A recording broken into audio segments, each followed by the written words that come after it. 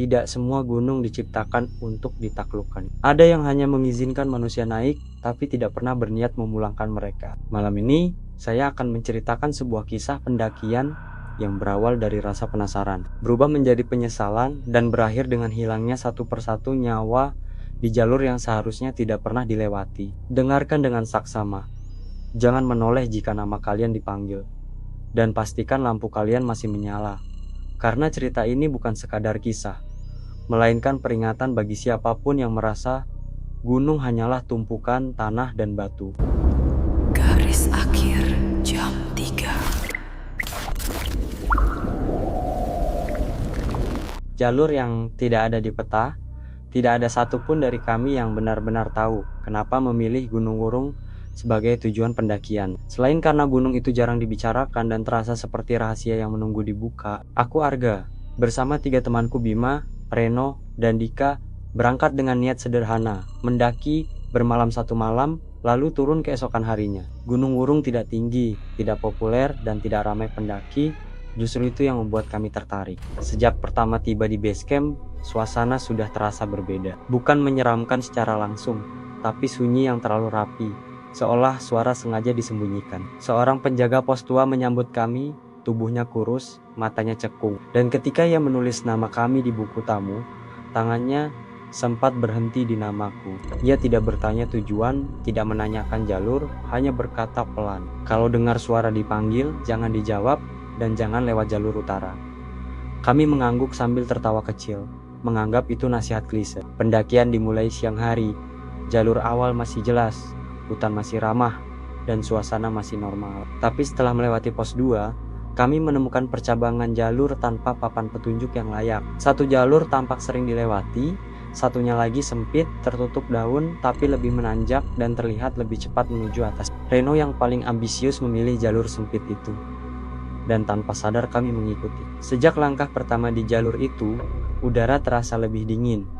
Pohon-pohon tampak lebih rapat, dan jarak pandang semakin pendek meski matahari masih tinggi. Sekitar 1 jam berjalan, kami mulai merasa seperti diputar-putar, tanjakan terasa tidak berujung, dan kompas Bima berputar tidak karuan. Dika mulai mengeluh mendengar suara langkah di belakang kami, seperti ada orang lain yang ikut mendaki. Tapi setiap kali kami berhenti dan menoleh, jalur di belakang kosong. Menjelang sore, kabut turun cepat, terlalu cepat untuk ukuran gunung serendah ini. Dan suara hutan menghilang begitu saja, tidak ada burung, tidak ada serangga, hanya suara napas kami sendiri. Di tengah kabut itu aku mendengar suaraku sendiri dipanggil, jelas, dekat. Seperti seseorang berdiri tepat di belakangku, menyebut namaku dengan nada yang sangat familiar. Jantungku berdegup kencang, tapi aku teringat ucapan penjaga pos dan menahan diri untuk tidak menoleh. Reno tidak seberuntung itu.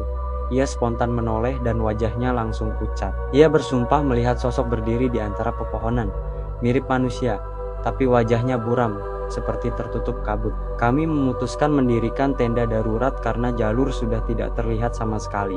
Malam pertama di Gunung Wurung menjadi awal dari mimpi buruk. Dari dalam tenda, aku mendengar suara langkah mengelilingi kami, pelan tapi teratur, seperti orang berjalan mengitari korban. Bima berbisik bahwa ia mendengar ada yang menghitung langkah kami.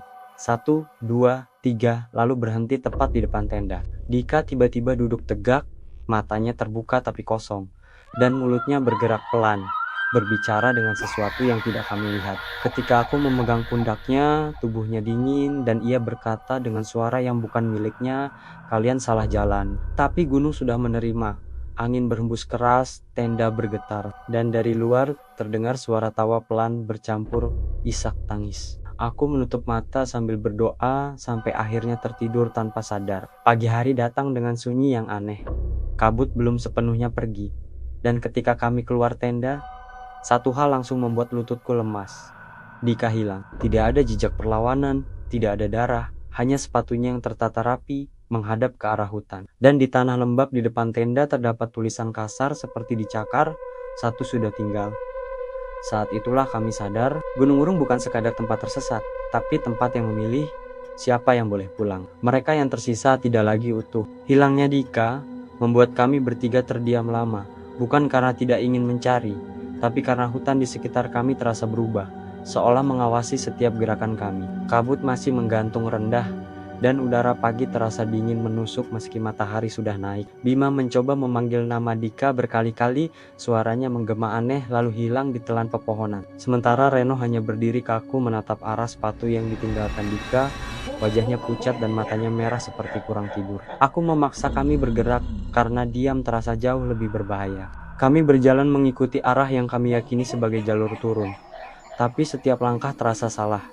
Tanah lembab seperti sengaja melunakkan pijakan kami. Dan akar Reno mulai panik dan tertawa kecil tanpa alasan, lalu berkata bahwa gunung ini sedang bermain dengan kami. Reno mulai panik dan tertawa kecil tanpa alasan, lalu berkata bahwa gunung ini sedang bermain dengan kami. Saat itulah kami mendengar suara ranting patah dari arah kanan, diikuti langkah kaki yang tidak terburu-buru. Dari balik kabut muncul sosok manusia, berjalan tertunduk, pakaiannya lusuh, penuh tanah dan lumut. Awalnya kami lega mengira itu pendaki lain, sampai sosok itu mengangkat wajahnya dan aku mengenali Dika. Tapi wajah Dika bukan wajah yang kukenal. Matanya hitam pekat tanpa putih, bibirnya biru, dan senyumnya terlalu lebar. Ia berdiri beberapa meter dari kami dan berkata pelan, "Kenapa kalian belum turun?" Suaranya terdengar seperti berasal dari dalam tanah. Bima langsung berteriak memanggil namanya dan berlari mendekat. Tapi sebelum aku bisa mencegah, tanah di sekitar Dika seperti bergerak. Muncul tangan-tangan hitam dari balik dedaunan yang menarik Dika mundur ke dalam kabut, menyisakan tawa pelan yang menggema lama. Reno jatuh terduduk sambil menangis dan memukul tanah. Sementara aku mulai sadar bahwa yang kami lihat bukan Dika yang hidup, tapi sesuatu yang dipakai gunung untuk mendekati kami. Kami melanjutkan perjalanan dengan sisa keberanian, dan sekitar 1 jam kemudian menemukan sebuah lapangan kecil yang dipenuhi barang. Di tengah lapangan berdiri sebuah batu besar penuh coretan nama dan tanggal, beberapa di antaranya masih baru. Di tengah lapangan berdiri sebuah batu besar penuh coretan nama dan tanggal, beberapa di antaranya masih baru. Salah satu nama membuat kepalaku berdengung, nama kakakku sendiri, yang hilang bertahun-tahun lalu saat mendaki gunung ini. Tanganku gemetar dan untuk pertama kalinya aku mengerti bahwa gunung ini tidak hanya mengambil orang asing, tapi juga mereka yang punya ikatan darah. Bima mulai berteriak histeris, mengatakan ia mendengar banyak orang memanggil namanya dari segala arah. Sementara Reno berdiri mematung menatap batu itu dan berbisik bahwa ia ingin tinggal saja, karena di sini semua yang hilang berkumpul. Angin tiba-tiba berhembus kencang, kabut menebal, dan dari balik pepohonan muncul banyak sosok pendaki. Wajah-wajah pucat dengan mata kosong, berjalan pelan mengelilingi kami. Salah satu dari mereka mendekat dan berkata dengan suara serak, "Kami dulu seperti kalian, hanya ingin naik dan turun tapi gunung memilih berbeda." Sosok itu tersenyum dan menambahkan, "Sekarang kami penjaga jalur." Reno tiba-tiba berdiri dan berlari ke arah jalur utara sambil tertawa keras, seperti orang yang akhirnya menemukan rumah. Aku dan Bima mengejarnya, tapi langkah kami terasa berat, seolah tanah menahan. Reno menghilang ke dalam kabut, dan teriakannya berubah menjadi bisikan yang memanggil namaku. Saat itu aku tahu, tinggal kami berdua, dan gunung belum selesai mengambil bagiannya. Yang turun bukan lagi orang yang sama, tinggal aku dan Bima di tengah kabut yang semakin tebal, dengan suara langkah yang kini terasa lebih dekat dan lebih banyak. Lapangan barang pendaki perlahan menghilang di belakang kami, seiring kabut menutup segalanya. Dan jalur di depan berubah menjadi lorong sempit di antara pohon-pohon tua yang batangnya berlumut tebal. Bima menggenggam lenganku kuat-kuat, kukunya menancap sampai perih, dan ia terus menggumamkan doa tanpa henti. Kami berjalan tanpa arah yang jelas, hanya mengikuti insting untuk menjauh dari jalur utara. Tapi setiap belokan selalu membawa kami kembali ke arah yang sama. Di tengah perjalanan, kami melihat cahaya samar di antara pepohonan, seperti lampu pos pendakian. Harapan sempat muncul, dan kami berlari ke arah cahaya itu tanpa berpikir panjang. Di sana berdiri sebuah gubuk kayu tua, persis seperti pos awal pendakian, dan di depannya berdiri penjaga pos tua yang sama.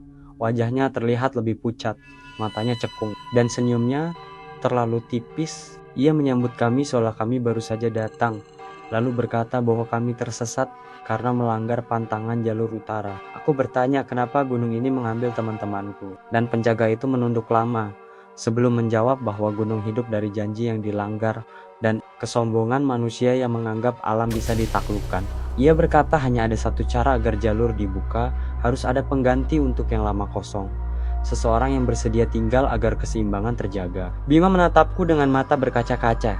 seolah sudah mengerti sebelum aku sempat bicara. Ia mendorongku pelan ke arah jalur yang tiba-tiba terbuka di belakang penjaga pos. Jalur yang terlihat terang dan jelas menuju turun. Aku berteriak menolak, tapi tanah di bawah kaki Bima bergerak, tangan-tangan hitam muncul dan menarik tubuhnya perlahan ke dalam tanah basah. Bima menjerit memanggil namaku. Suaranya berubah menjadi bisikan sebelum akhirnya hilang. Dan penjaga pos tua itu menutup mata seolah berdoa. Jalur di belakangku terbuka lebar, angin mendorongku ke arah turun dan tanpa berani menoleh. Aku berlari mengikuti jalur itu sampai kakiku terasa mati rasa. Aku terjatuh di gerbang pendakian saat matahari terbit. Tubuhku kotor, kosong, dan sendirian. Warga dan petugas menemukan aku dalam keadaan linglung. Dan waktu menunjukkan 2 hari telah berlalu sejak aku naik, padahal rasanya baru semalam. Aku dibawa pulang, dianggap satu-satunya yang selamat, tapi mereka tidak tahu bahwa sesuatu ikut turun bersamaku. Sejak malam itu, tepat pukul 3, aku selalu terbangun mendengar suara angin gunung di luar jendela, suara langkah di tanah basah, dan bisikan teman-temanku memanggil namaku. Di cermin, kadang aku melihat bayangan diriku berdiri di belakang, memakai jaket pendakian dengan wajah pucat dan mata kosong. Beberapa minggu kemudian, aku tanpa sadar kembali ke base camp Gunung Wurung, duduk di bangku kayu, menyambut pendaki-pendaki baru dengan senyum tipis. Aku tahu nama mereka sebelum mereka memperkenalkan diri, dan tanpa sadar aku selalu mengingatkan hal yang sama.